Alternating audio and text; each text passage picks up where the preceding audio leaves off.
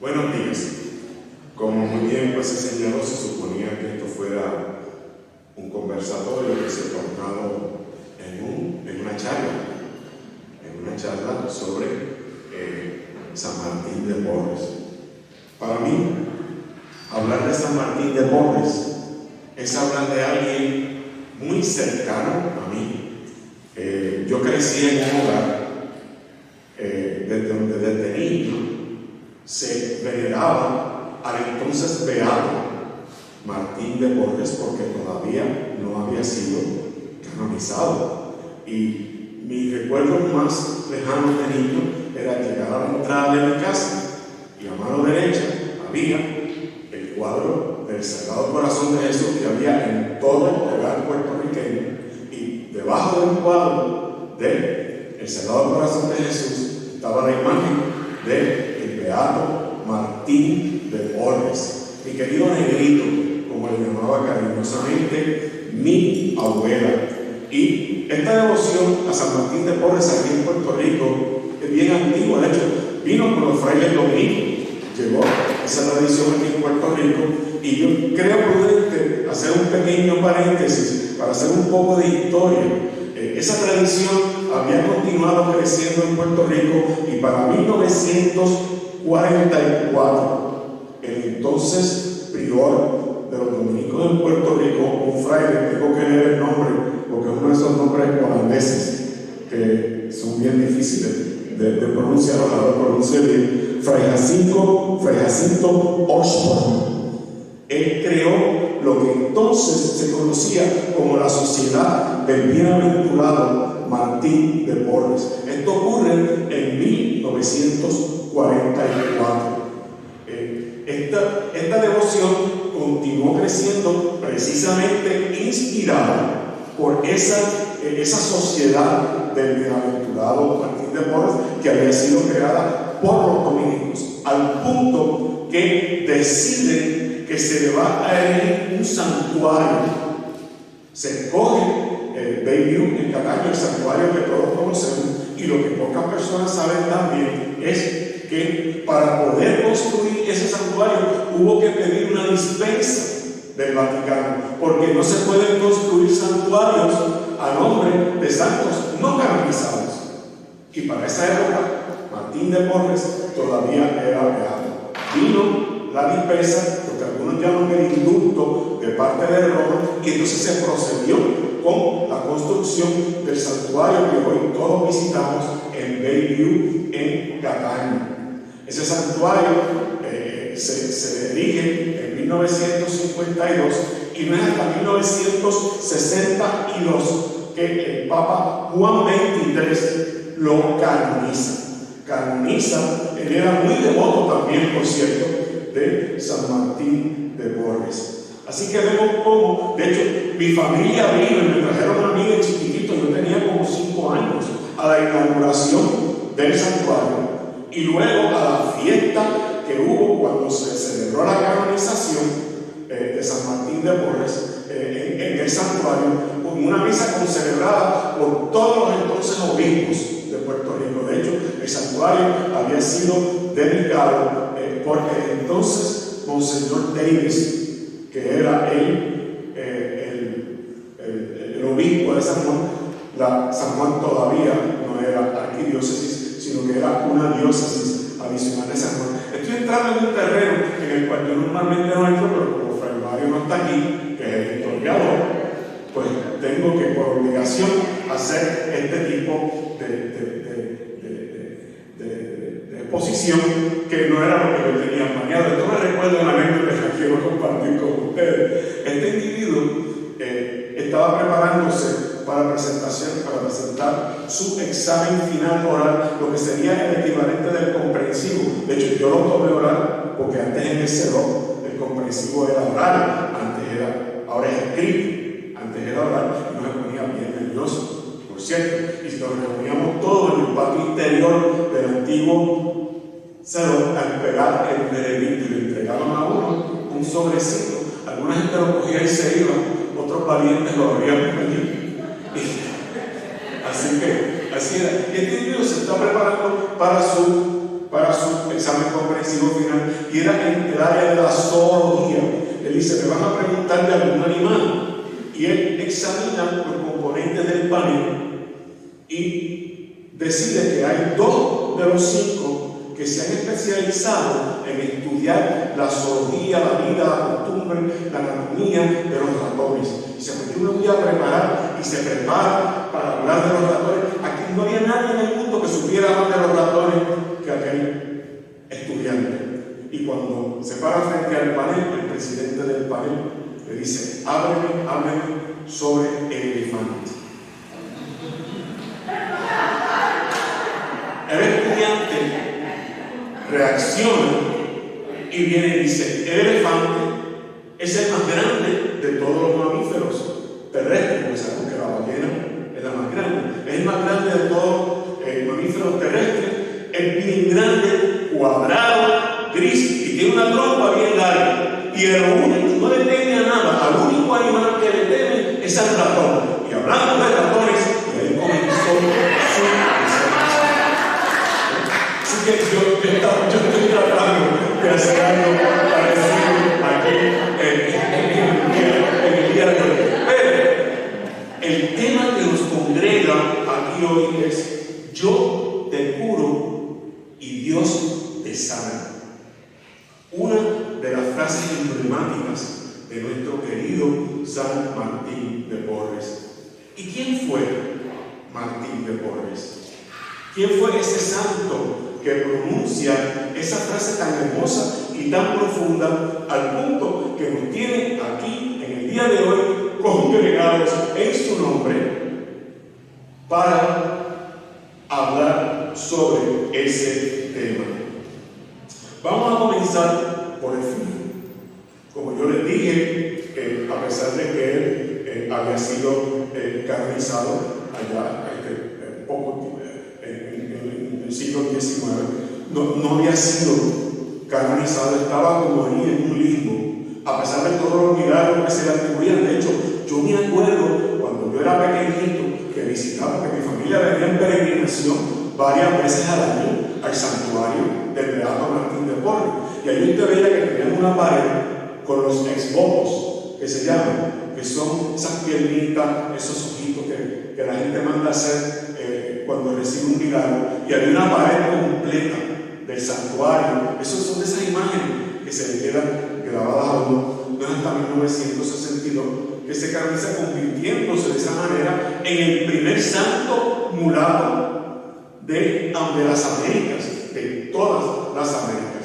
Y después de la celebración, él fue declarado como patrono universal de justicia y paz y padre de los pobres y enfermos. De Martín de Porres sabemos, se ha hecho mucha investigación y sabemos que fue bautizado el 9 de diciembre de 1579 en Lima como un hijo no reconocido.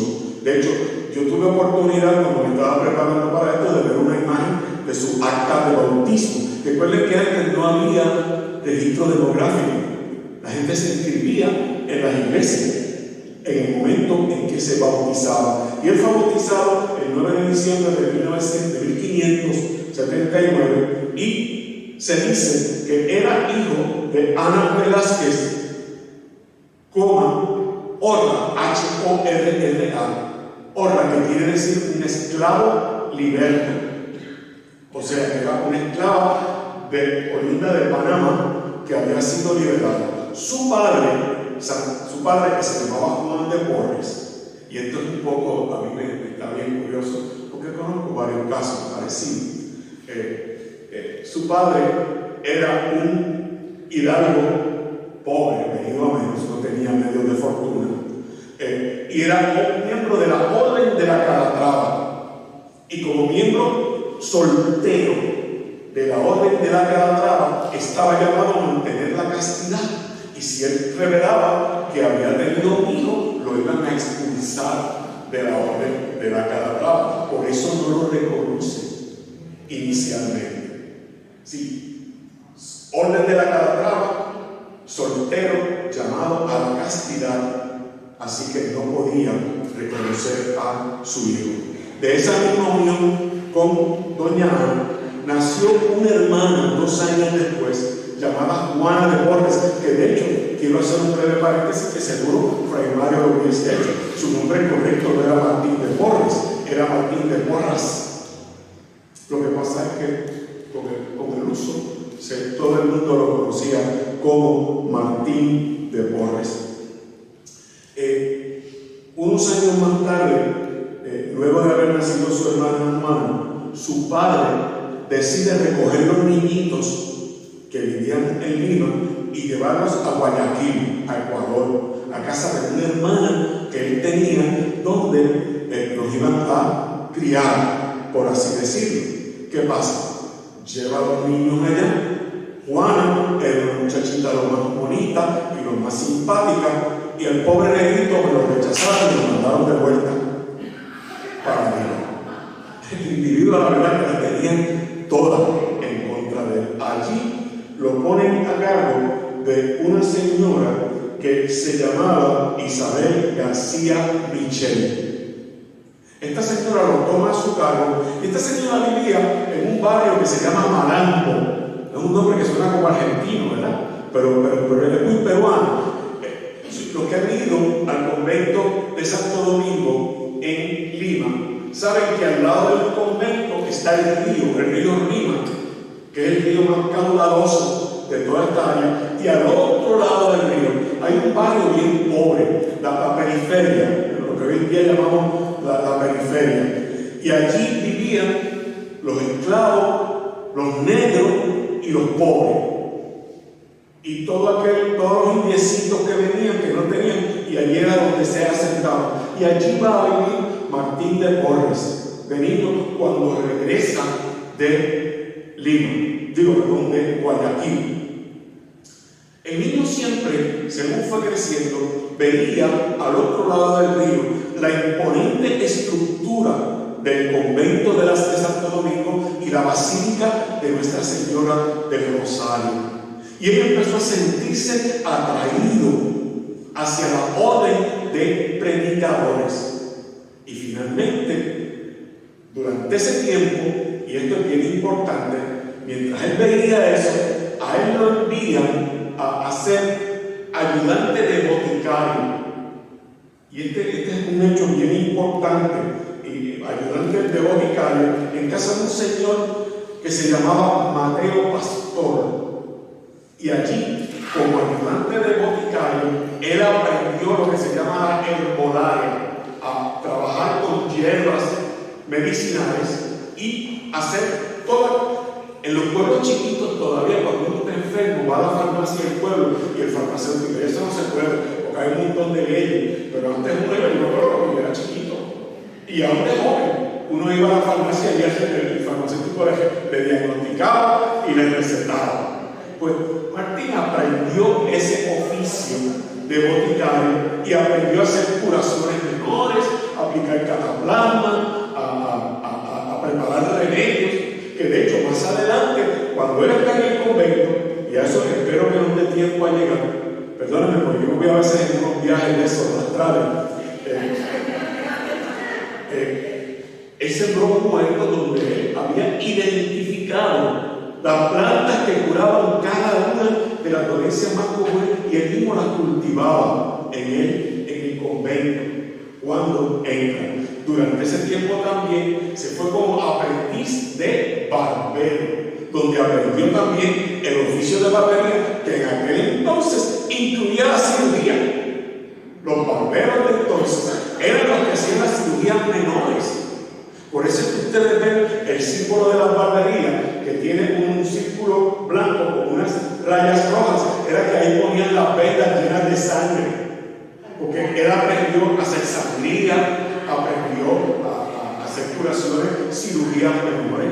O sea, él aprendió todo lo que era necesario y lo mezcló con sus conocimientos de herbolaria, con sus conocimientos de medicina. Y allí él tomaba el curso, palpaba, vendaba, entabillaba, sacaba muelas, porque también los barberos eran sacamuelas, eran los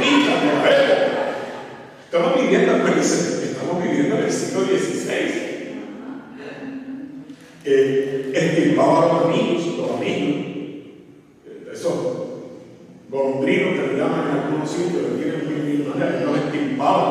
Él también suturaba, aprendió a suturar, algo que hoy en día es exclusivo de los médicos, pero en aquel entonces los médicos se podían contar con el dedo de una mano en toda América en aquel tiempo. Y algo que aprendió instintivamente, imponía las manos. Aprendió a imponer las manos sobre los enfermos. Finalmente, en 1594, él pide ingresar al convento de Santo Domingo. Al principio le dijeron que no, porque era mulato y bastardo.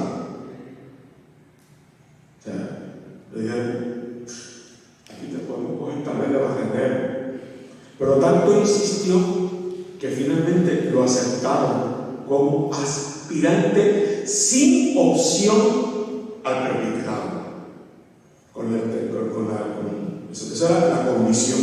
Yo te admito como aspirante, pero te vas a quedar como aspirante.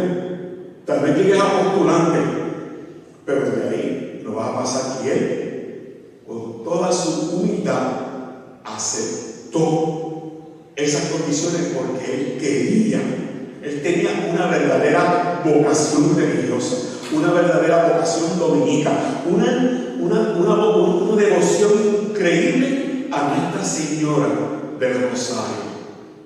Así que de esa manera él accedió a entrar en el convento. Y pasaron los años y los años y los años. Él se hizo cargo de la portería, se hizo cargo de la romería, era el campanero.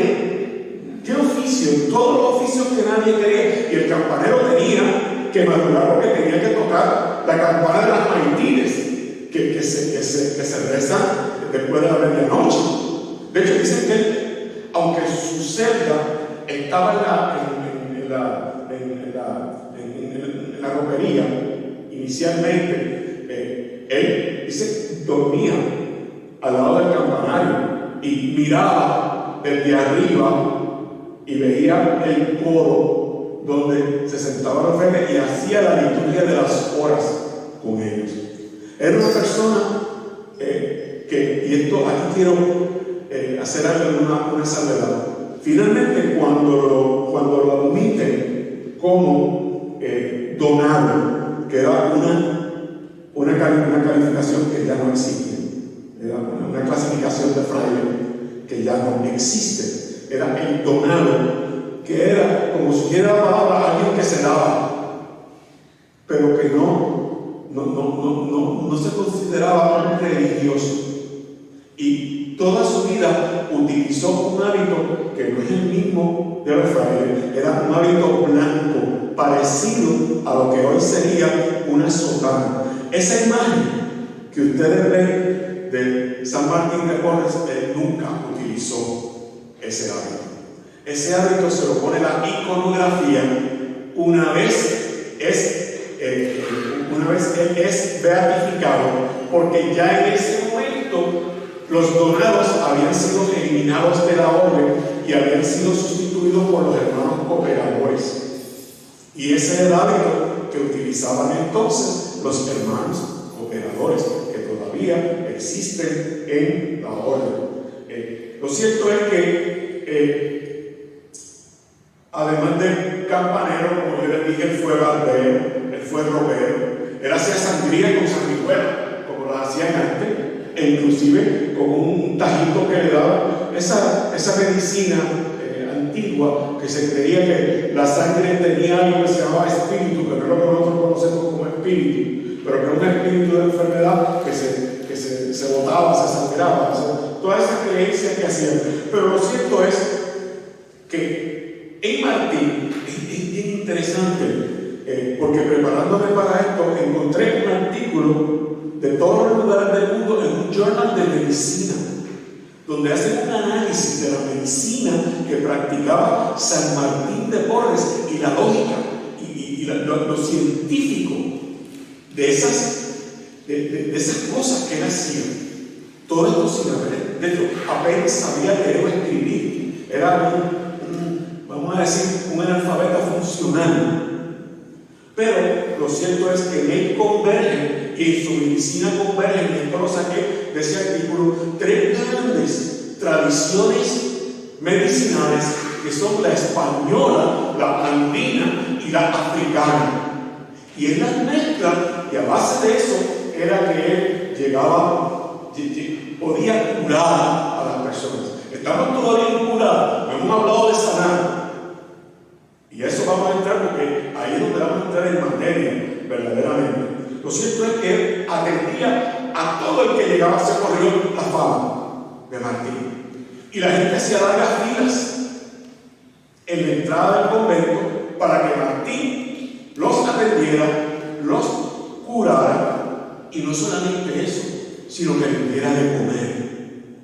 Porque había personas que llegaban simplemente porque no tenían que comer. ¿Y saben qué? A pesar de lo poco que había en el convento, Martín los alimentaba a todos y la comida nunca faltaba. Fruto de la gratuidad de Dios. Esa gratuidad que mostró el mismo Señor en la multiplicación de los panes y los peces. Algo que es bien común en muchos de los santos.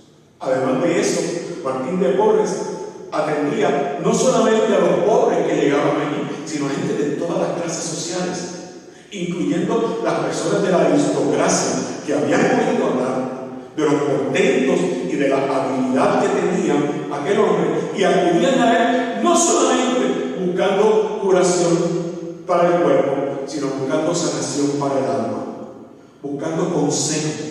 Martín de Porres, un negro, mulato, bastardo, donado, se convirtió en consejero de los grandes y poderosos, al punto que cuando, y esto está documentado, esto no es una tradición, cuando estaba en su lecho de muerte, el virrey se presentó a su humilde alcoba, le besó la mano y le pidió que cuando estuviera ante el Señor intercediera por él. Así creció la fama de San Martín de Porres. Él atendía a todo el mundo, sin importar clase social, sin importar creencias políticas, sin importar religión, sin importar nada. A todos los atendía por igual. Pero siempre, al igual que nuestro Señor, al igual que Teresa de Calcuta, su opción preferencial fue por los pobres y por los desvalidos. Esto le creó un gran problema, y era que eso había trastocado por completo la vida del convento, porque era tanta y tanta la gente, y él empezó a meterlo en el convento, y cuando había sido los acostaba en su cama. Y el prior le dijo: espérate, Martín, esto no puede ser. O sea, tú has convertido esto ya no es un convento, esto es un hospital. Y nosotros no podemos llevar a cabo nuestra vida conventual por toda la gente que tú metes aquí. Gente que iban buscando curación y buscando sanación. Y Martín era probablemente, la frase no es la más correcta, el mejor curandero que había en toda Lima. Venía gente de todas partes del Perú, e inclusive de otros países, para ver a Martín, para que Martín los curara. Así que su hermana Juana, que se había criado en Guayaquil y que había adquirido cierto estatus, había regresado a Lima y compró una casa a 2 cuadras del convento. Y Martín habló con ella y trasladó todos los enfermos a casa de su hermano. Y complació al prior. Pero no solo trasladó todos sus enfermos, sino también los animales, porque ese es otro aspecto de Martín que tenemos que tocar. Martín tenía una capacidad increíble de comunicarse con los animales. Los animales le entendían. Y esa imagen que ustedes ven ahí, donde él logró que un perro, un gato y un ratón comieran todos del mismo plato. Animales que son enemigos naturales. Uno es el depredador del otro. Así que, y no solamente eso, sino que también en una ocasión le traen un toro salvaje que estaba invirtiendo a todo el mundo. Él se le paró de frente, lo miró, lo agarró por los cuernos, le dijo algo y el toro se arrodilló. Él estaba lleno de Espíritu Santo. Y eso es que vamos, en esto es que vamos a terminar. Él estaba lleno de Espíritu Santo y por eso podía llevar. En otra ocasión hubo una infestación de ratas en el monasterio que era una cosa increíble en el convento. Una infestación de ratas espectacular. Y él le dice: no, hay que exterminarlas. Y él le dice al Dios: de un momentito. Y fue a la cocina, ¿verdad?, donde se congregaban la mayor parte de las ratas, y les dice: miren, las ratas, yo les voy a hacer una propuesta. Vayan al patio posterior, que yo les voy a llevar comida todos los días. Desaparecieron las ratas del convento. Ese era Martín de Porres. Así que su fama como gran curador de enfermedades se propagó, y como hemos dicho, acudían a él personas de todos los lugares de Perú, incluyendo también de otros países. Y su espiritualidad, y aquí yo le pongo entre paréntesis su misticismo, porque San Martín de Porres es uno de los grandes místicos de la orden, que por alguna razón ha sido relegado a un segundo plano. Cuando pensamos en los grandes místicos de la orden, pensamos en San Alberto Magno, en el maestro Eckhart y sus discípulos, que entre todos constituían la llamada tríada renana. Suso y Taulón, que eran discípulos de, por cierto, maestro Eckhart fue encontrado culpable de herejía y fue expulsado, o sea, y no es hasta 1992 que el Papa San Juan Pablo II lo rehabilita. Dice: no, esa fue una persona mal entendida. Lo mismo por poco le pasa a Santa Rosa de Lima, pero de eso podemos hablar en otra ocasión. Lo cierto es que Martín de Porres podía lograr todo esto por esas características espirituales que él tenía, que fue lo que le llevó a realizar esas curaciones milagrosas, así como múltiples milagros, precisamente por haber desarrollado todos sus dones espirituales. Y vamos a mencionar aquí algunos de ellos y pasarles un poquito por encima, porque si no, no vamos a tener tiempo. Él tenía, por ejemplo, y esto le ayudaba en su misión, el don espiritual de ligereza, que es básicamente transportarse instantáneamente de un lugar a otro, incluyendo lugares distantes. El don de lenguas, que todo el mundo piensa en el don de lenguas, y pensamos en el don de lenguas, la persona que empieza a hablar en lo que para nosotros es jeringonza, pero para los que saben dicen que es el lenguaje, los árboles, etcétera, etcétera. No vamos a entrar en eso aquí. Pero él tenía la glosolalia, él podía hablar el idioma de todo aquello, de todo aquel con quien él se encontraba, independientemente de cuál fuera el idioma que hablaba, cuál fuera el dialecto. Y una persona sin preparación, una persona que no tenía preparación académica ninguna, cero, por eso apenas aprendió a leer y escribir. Entonces, eso incluía hablar con los animales. O sea, él era una persona bien espiritual. Tenía también, además de la ligereza, otro don que se llama el don de la agilidad, que es llegar de un lugar a otro en una décima parte del tiempo que le tomaría a otra persona, y nadie sabía cómo ni por qué. Y no hablemos del don de bilocación, un don reservado a los grandes místicos. Y él, sabemos que fue visto en las Filipinas, fue visto en África, fue visto en China, fue visto en Japón, mientras estaba en el convento de Santo Domingo en Lima. Y por supuesto, un don que no es requisito para el misticismo, y el don de levitación. Mientras oraba, a él se le dio levitar, despegarse del suelo. Tenía el don de luminosidad.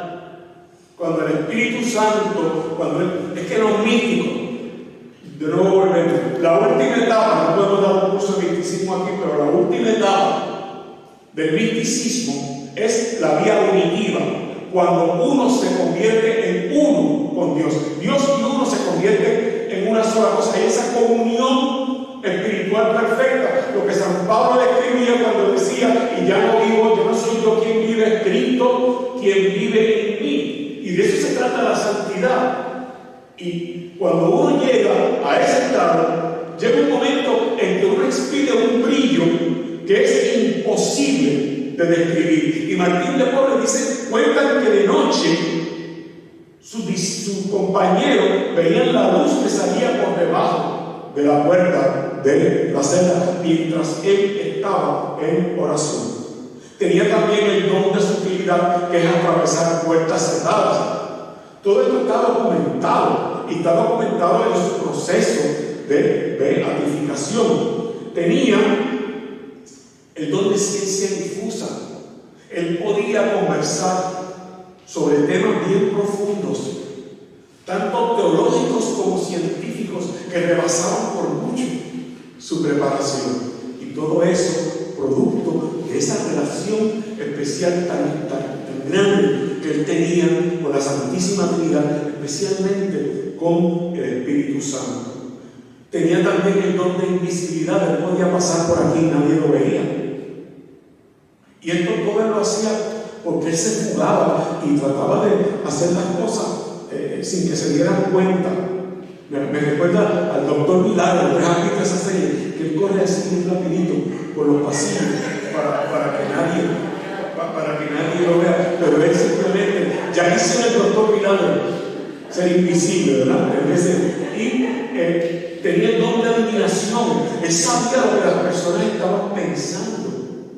Hubo una ocasión en que un obispo enfermó, y cuando él fue a tratar de tratarlo, lo despidió diciéndole mulato bastardo y perro, que era otra frase despectiva que utilizaban para él. Y él se fue, y él sabía que había un plato que aquel obispo llevaba meses deseando comer, y él fue y se lo preparó y se lo trajo. Cuando el obispo vio aquello, le pidió perdón, y Martín solamente con ponerle la mano encima lo curó. Dos cosas: lo sanó y lo curó. Ya estamos empezando a ver por dónde viene el motivo. Lo sanó y lo curó. Y el don de predicción.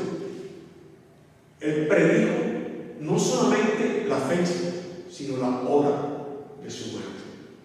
El Señor se lo reveló. Le dijo: tú te vas a morir en tal día, a tal hora. Y a esa hora él congregó a todos sus hermanos, y mientras oraban con él, él entregó su alma al Padre. Y tenía, por supuesto, el don de dominio. Él dominaba las plantas, los animales, y dominaba a los demonios. Como todo gran santo, él tuvo unas peleas brutales con el maligno. Quien lo veía y trataba, pero Martín era una persona que estaba tan y tan desapegada de todo lo del mundo. El demonio nunca pudo contra él, Satanás nunca pudo contra él, nunca. Y él lo reprendía y lo echaba. Y a veces, en una ocasión, se lo encontró en una escalera y dice: ¿qué tú haces aquí? Y lo mandó corriendo afuera, porque tenía el poder del Espíritu Santo. Y el poder de Jesucristo es que, como nos dice la Escritura, el nombre sobre todo nombre, ante cuyo nombre se dobla toda rodilla en el cielo, en la tierra y en el abismo, en el infierno. Un nombre contra el cual ninguno de los poderes del maligno puede. Y él tenía ese don, que no es poder de él, es poder del Espíritu Santo. Y el don de sanación, ese era el don que tal vez más lo caracterizaba. Y muchas veces era difícil determinar cuándo él curaba a alguien por medio de sus brebajes, de sus pócimas, de sus sangrías, etc. Y cuándo era una curación sobrenatural. Había una línea bien difícil que a veces no se sabía si era una o la otra o una mezcla de algo, de ambas, porque a veces curaba a las personas con tan solo tocarlos, como hizo con el obispo que les acabo de relatar.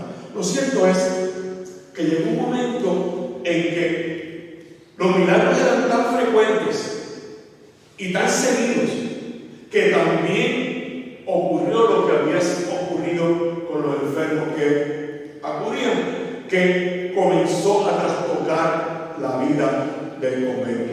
Habían algunos frailes que estaban en contra de eso, siempre pasa, que decían que no, que eso era qué, y hasta de brujería lo acusaban. Por supuesto, es una cosita que se llama envidia.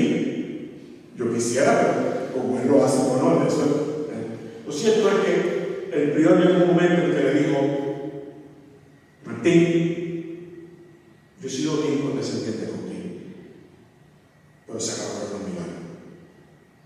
Te prohíbo hacer un milagro más. Y si algo lo caracterizaba, además de la humildad, era la obediencia. Y él dijo: pues está bien, y dejó de hacer milagro.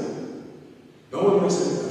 Hasta que un día, los que han estado en el convento de Santo Domingo, en Lima, saben que en el patio interior hay una fuente. Hay una fuente, el claustro principal. Hay una fuente. Y en una ocasión estaban llevando a cabo unas reparaciones en esa fuente y pusieron unos andamios, porque era una fuente de cosa alta. Y un obrero que estaba trabajando allí se cayó mientras Martín iba por el pasillo que rodea el patio interior, y Martín hizo así y el hombre se detuvo en el aire. Y dice: no, yo no lo puedo. Y sale corriendo a donde el prior. Yo me lo imagino de nuevo como doctor Milagro. Es que esa imagen la veo al prior y le cuenta lo que ha pasado. Y dice: usted me dijo que no hiciera milagro, así que yo le voy a decir que está pasando esto. Y él dice: ay, Martín, ya empezaste a terminarlo. Y finalmente el hombre prácticamente se posó sobre el piso y no pasó nada. Y lo cierto es que Martín de Porres, él estaba bien claro que es siempre la bondad y la misericordia del Señor la que interviene, ya sea de manera natural o sobrenatural. Porque aun cuando nosotros hagamos curaciones con métodos naturales, especialmente todos los adelantos que ha hecho la ciencia, eso es gracias a que el Señor le ha dado al hombre la capacidad, la inteligencia para descubrir todos esos milagros de la creación, incluyendo su obra máxima, que es el cuerpo humano, para curarlo, para sanarlo. Y en gracia todo se lo debemos al Señor, y él estaba bien claro que él era un mero instrumento del Señor, ya bien fuera en las curaciones que hacía o en las curaciones sobrenaturales que hacían. Y él siempre lo explicaba de la manera en que hemos intitulado esta charla. Yo te curo y Dios te sana. Y aunque ambos términos tienden a utilizarse de manera indistinta y hasta como sinónimos, hay una gran diferencia entre curar y sanar, entre ser curado y ser sanado. Les voy a poner dos ejemplos bien sencillos. Una persona que ha sido víctima de una agresión física brutal, heridas cortantes, huesos rotos. Esa persona va al hospital y a esa persona la cura. Pero esa persona no puede sobreponerse a la experiencia. Esa persona no ha recibido sanación. Esa persona fue curada, pero no ha sanado. Por el contrario, tenemos los enfermos terminales. El que ha visitado enfermos sabe que nosotros recibimos más de ellos de lo que le damos. Y nosotros tenemos esos enfermos terminales que saben que cada día que viven es un regalo. Y esas personas probablemente nunca logren curarse de su enfermedad, pero muchos de ellos son sanados, reciben la sanación y nos la transmiten de una manera tal vez más poderosa que aquel que simplemente lo remendaron, como digo yo, y anda por ahí caminando. Por lo tanto, tenemos que concluir que se puede curar sin sanar y se puede sanar sin ser curado. Porque la curación es un proceso físico, aplicando técnicas y tratamientos médicos que han ido variando a lo largo de la historia gracias a los conocimientos que el hombre ha ido adquiriendo y con la inteligencia de la cual el Señor le ha prodigado. Pero la sanación implica un proceso integral de cuerpo y alma, que es producto y puede ser producto solamente de la misericordia de Dios. Y para nosotros los cristianos tenemos que tener claro que, al igual que Martín sabía, la sanación es pura gratuidad de Dios. Y para eso yo voy a tomarme la libertad de compartir con ustedes un par de pasajes bíblicos que nos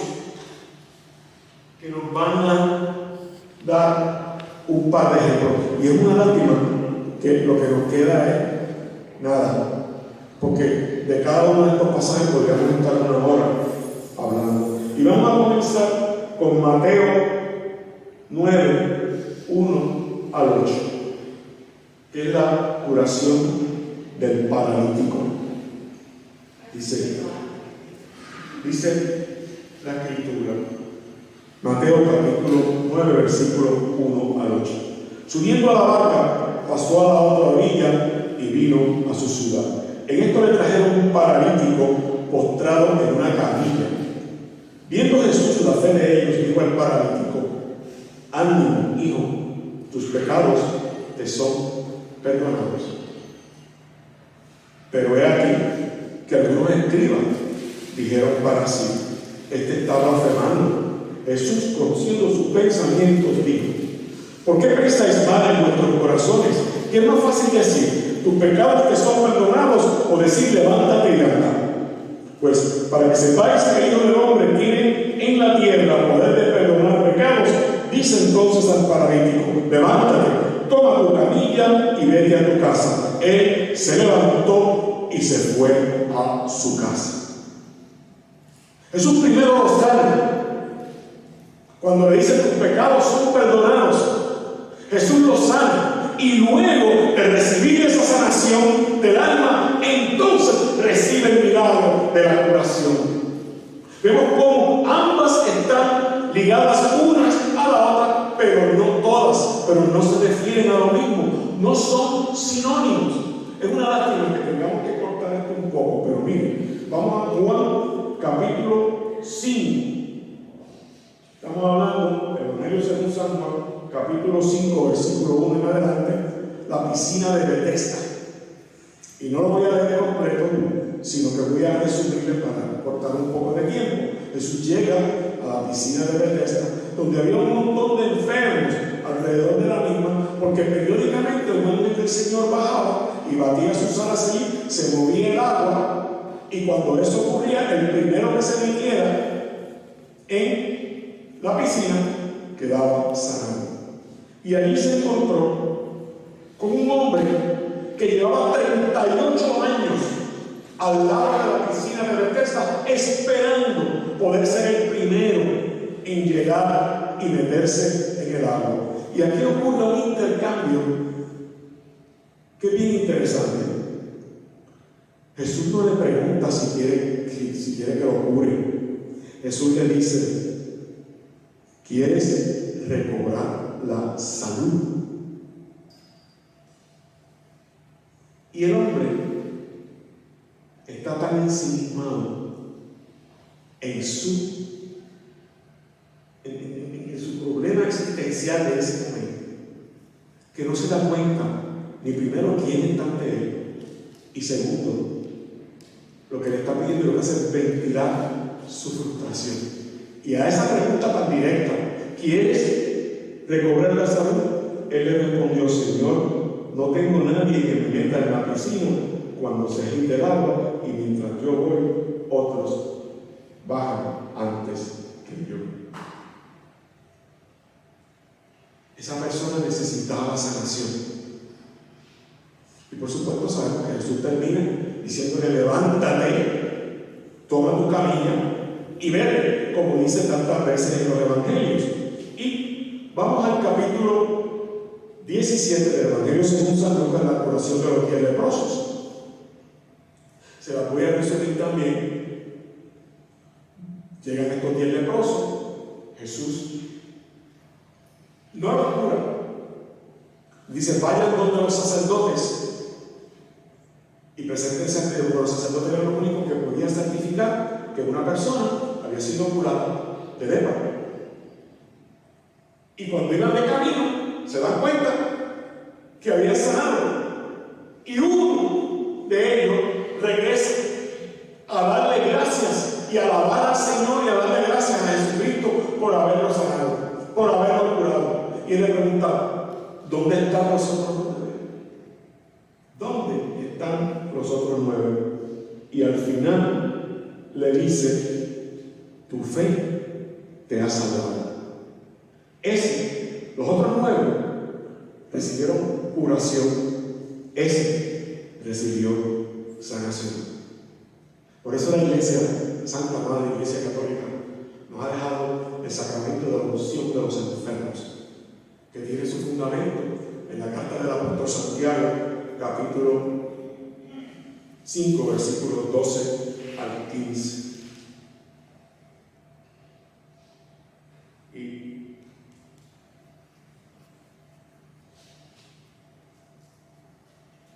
dice: ¿está enfermo alguno entre vosotros? Llamen a los presbíteros de la iglesia, que oren sobre él y le unjan con óleo en el nombre del Señor. Y la oración de la fe salvará al enfermo, y el Señor hará que se levante, y si hubiese cometido pecados, le serán perdonados. Ambas cosas: curación y perdón de los pecados. Sanación integral. Sanación integral. ¿Y qué podemos aprender en estos 3 minutos que le voy a robar al tiempo de San Martín de Porres? Primero, la oración, la humildad y la obediencia. 3 características que alumbraron a este insigne santo de nuestra orden. Pero más importante aún el abandono y la confianza en la providencia divina. Por eso tenemos que alimentar esa amistad y amor con Dios por medio del cultivo de una inmensa vida interior que nos lleve a la unión con Él, a esa vía auditiva de la que yo les hablaba. Y aquí tenemos que aprender, que eso nos lleva a aprender a abrazar la cruz de Jesús, a llevar nuestra cruz de cada día con alegría, con fortaleza y a base de laboriosidad, no detenernos nunca y sobre todo con la certeza de que estamos llamados a la santidad como primera vocación. Todos tenemos una vocación, un llamado en nuestra vida, ya bien sea para la vida religiosa, para la vida profesional, pero todos tenemos una vocación común y es la vocación a la santidad. Y es una lástima que no podamos desarrollarlo, pero hay un fraile de finales del siglo XIX, principios del siglo XX, el padre Juan González Alintero, dominico, que dice que ser santo implica ser místico. La santidad es sinónimo de misticismo para él. Es la imitación fiel de Cristo al punto de hacernos uno con él. Por eso, ese otro gran teólogo del siglo XX, Karl Rahner, nos decía que el cristiano del futuro o será místico o no será cristiano. Todos estamos llamados a imitar a Santo Domingo de Guzmán, a San Martín de Porres, a Santa Catalina de Siena, a Santa Rosa de Lima, otra gran mística de nuestra orden, en ese encuentro, en esa fusión de nuestras almas con la divinidad.